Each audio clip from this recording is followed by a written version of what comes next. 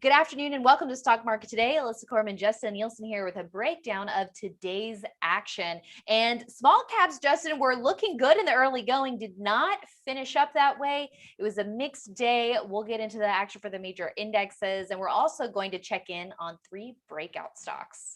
Yeah, so we'll take a look at Square, which had a huge move today after its earnings report and an acquisition. Also, we'll take a look at Applied Materials, which was, the semiconductor space was looking very interesting today. And we'll end with another big mover today, Clear Secure, one that we talked about on the podcast last week.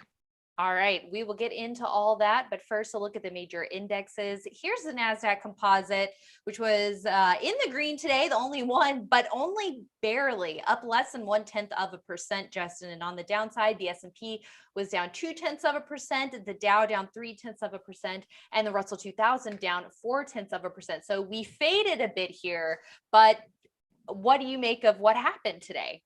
Well, and this is what was really interesting was there was a little bit of swapping of leadership because in the morning, as we were talking on IBD Live, it was the NASDAQ that was looking like it was struggling a little bit, some of the software names.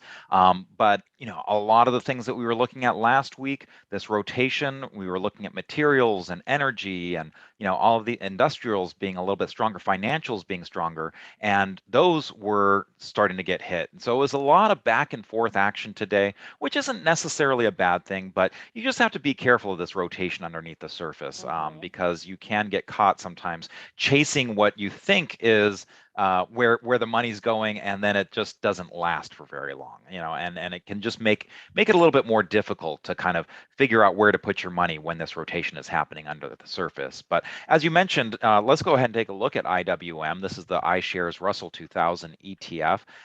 You can see that got all the way up to its 50-day moving average line. Looked like it was going to, potentially puncture that. It was up over 1.5% at one point today, but that reversed and, closed near its lows. So again, getting resistance at the 50-day moving average line. But this is one that has a lot of exposure to, financials and energy, and those were a little bit harder hit today. The S&P 500, as you mentioned, was a little bit mixed as well. It was starting to lead, getting above that 4,400 level again, but then closed near its lows. But it's still near highs. There's nothing really ominous about today's reversal. It was still a fairly small spread for a lot of these indexes. So just something to be aware of. One other thing to be aware of, let's go ahead and pull up the 10-year yield, 0TNX. And that had quite a drop. Yep, that's okay. You're doing a lot, Allie. Yeah, another factor at play here today, Justin. Right, and especially one of those things that's going to affect, like, the financials. Again, if that yield curve, if the spread starts, narrowing, then hey, they're not going to be able to make as much money if they're not able to lend at higher rates than they're borrowing. So, this is a factor, and it's also one of those things where it can be a mixed bag. Ed Carson and I were talking this morning about, is this one of those Goldilocks things, where if the yield comes down, then that can be very good for tech, companies. But if it goes down too much, then you start worrying, about, is this too excessive? Is this, portending to economic troubles? So it really has to kind of find that sweet spot of not panicking the market on either direction. Yeah, that's exactly right. Okay, so Square, you mentioned, had a great day in the market today, up over 10%.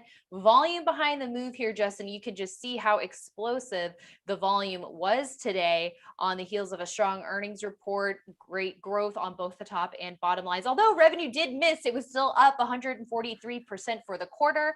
Also announcing an acquisition of Afterpay, getting into that buy now, pay later market. And I think something else that's interesting too, and we'll have to see how the stock continues to react, but is the amount of revenue at this point coming from cryptocurrency, which maybe that's not surprising, but will be something that we'll be keeping tabs on. Yes, I mean they have all of these sources. I mean they're in with merchants, they're in with consumers, they've got their Cash App, now they've got this Afterpay. And what was interesting about this is if you looked at it in the morning pre-market, this was down like 4 or 5%, and looked like the that people were not too appreciative of this acquisition. We're looking at it, I mean 29 billion. I mean that's a pretty hefty price tag. That's an all stock deal if I recall, but by the time the open happened, very quickly Square was looking really strong. And you mentioned how they did miss revenue estimates. You know what? I'm trying to cut some slack to these to these guys. I mean, there's a lot of uncertainty, I think, with these estimates. You're trying to Yeah. go off of if you think of what was happening last year, I mean, that quarter, that 2Q was really tough, and now we're trying to figure out, estimate where we are in relation to that. I don't blame people for necessarily getting those estimates wrong a little bit, but what you have to look at the end of the day is how does it react to the news? How does it Right. react to the earnings? And Square, while the pre-market was showing a rough start, it really started accelerating during the day, and I think that's what you should be looking at. But as you mentioned, they are spreading out into a lot of different areas, and this Afterpay acquisition, the buy now, pay later, for those of you that aren't aware of the acronym BNPL, this is something that just seems like it's getting more and more traction as a way to get this alternative lending, actually kind of steal some market share away from credit cards. And Square is getting into that space now in a bigger way with this acquisition, kind of accelerating their way into this space. PayPal is already there. You've got a firm that Hmm. we're talking about before. Visa's in there, so this is something that a lot of companies are looking at as a trend to be on top of.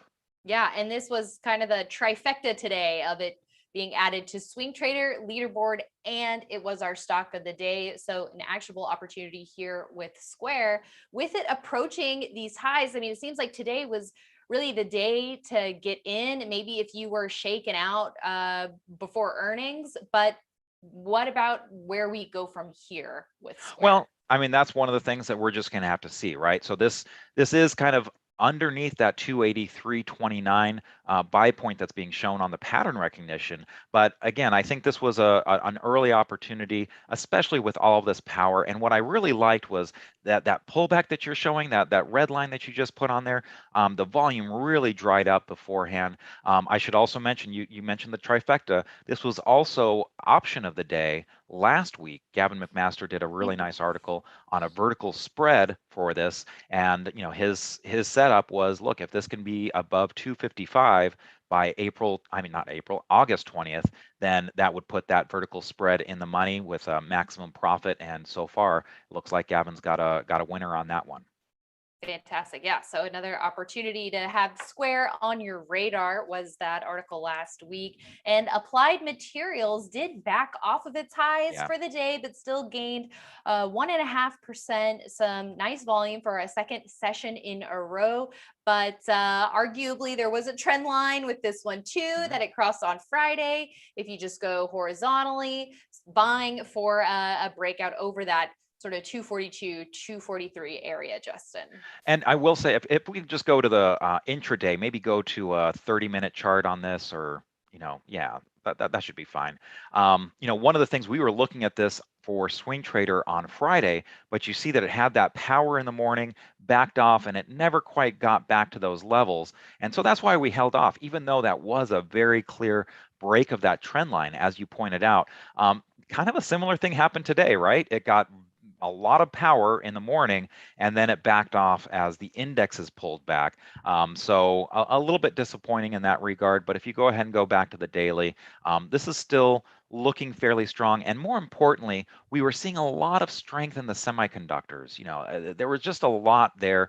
Not You have to be careful because this is such a big group, so if Mhm. you look at the entire group, sometimes you're like, oh, this is a little anemic, but there are individuals in here. I mean, on IBD Live today, we looked at AMAT, we looked at NVIDIA, we looked at ASML, we looked at Lam Research. I mean, you can type the tickers as furiously as you can, Ali, but there really were, I mean, on semiconductor, that's another one with earnings that, really blasted through. Mhm. So the fact is, you have a lot of strength. You don't need everything to be strong, but you've got a lot of I guess some friends in the group that are showing strength as well, and so I think that bodes well for applied materials. And even though it did back off today, we'll see if this is one that can continue higher. It's too early to tell that this is completely dead. And even though it closed at the lows, that was still a 1.5% gain, so that's not too bad. Okay, and moving on, let's talk about YOU Clear Secure, a whopping 26% gain on the day, Justin, with a breakout from an IPO base here. And as you mentioned, this was a company that you and Arusha highlighted last week on the podcast. We did. So, we were talking about Unity Software, the U there, and then Clear Secure, the YOU. And one of the things, hey, look, I just went to Boston and I was looking at this as, gosh, the envy watching people go through that clear line, wondering if that was something I need to be participating in eventually. So this is one of those things where you run into the stock in everyday life. So not only are they doing those airport lines, they're also doing things at stadiums, maybe some stuff with keeping track of vaccinations to make it a little bit easier for people to get cleared that way. So this is something that does have some potential. Now, one of the things with IPO bases that we've been very cautious on is these breakouts lately. And a lot of times we see them break out and not necessarily hold. So there can be a lot of volatility around those IPO bases.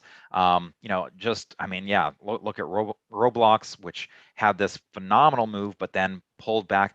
If you look at ticker symbol S, Sentinel One on Friday, that had a big move up, crossed above that buy point, but then closed well off its highs and at the lows for the day. So that was one of the reasons that I was, taking a pass on this one, even though I brought it up this morning. So before people hate me and say, gosh, how could you? Going back to you, one of the things that also bothers me a little bit is that this has got revenue coming in at lower levels than a year ago. So I'd like to see at least earnings or revenue really strong, and this just doesn't have it yet. So for me, this is not really, actionable to me because it's got to have some fundamentals behind it. It's not enough to just have a good story and a good a good strategy going forward. You need to have those numbers, and so I'm digging into this a little bit deeper to see when they're looking at profitability, when they're looking at turning those revenue numbers around, and what else they have in the pipeline, because it does seem like they're using biometrics in a lot of different ways to kind of get you through lines quicker.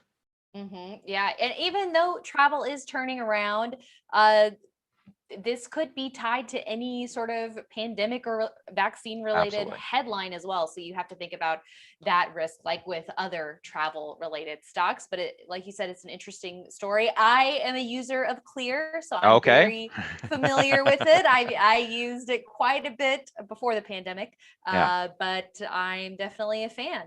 So that is it for today, everyone. Thanks for tuning in. It's a busy week this week. We have both a leaderboard and a swing trader scorecard Right. on tap. So tomorrow we have leaderboard scorecard for subscribers and trialists, as well as swing trader on Thursday. So looking forward to having you join us.